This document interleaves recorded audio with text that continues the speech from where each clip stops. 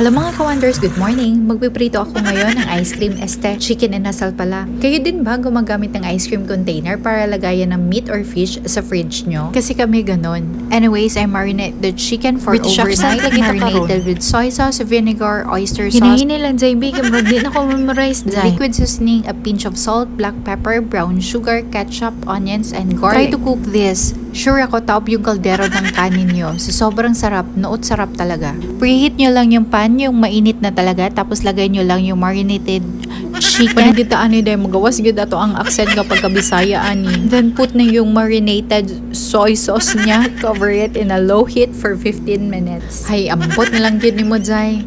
Check nyo lang from time to time, kagaya ng mga hobby natin, chine-check natin palagi. Anyways, baliktarin lang talaga natin ang baliktarin para maluto siya na magbukha siya ang chicken inasal talaga. Ano bang nangyari sa akin ngayon? Bakit sobrang bulol ko ngayon? Kailangan ko ata mag-tongue twister ako kay Dada, charot. Nagbiga-biga na pud ka dyan.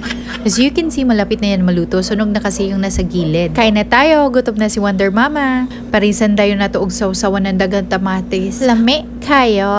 Hala jay habhab gyud ug maayo diha. Daghan na gyud kaon kay para mutambok na pud kag usab. Wala pa ba yan ang nangiyo si Montian, Jay?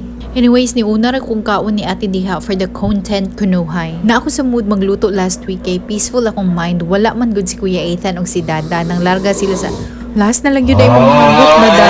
Labayon nam lang gyud ta kag unlan gyud ron. So balik ta sa atong voice over. Wala man gud si Kuya Ethan ug si Dada that time nang larga sila sa province. So nakapahuway in town akong baba og sige yaw-yaw. I think di rin nilang kutob para na ay ending akong voice over. Magawas man gyud ang Bisaya accent oy. Thank you so much for watching mga lakwat. Sarah Waldesera, Hanson Mama, kagaya ko, masipag, marunong dumiskarte sa buhay, madaming binebenta para magkapera pang waldas. O diba, kahangak ba?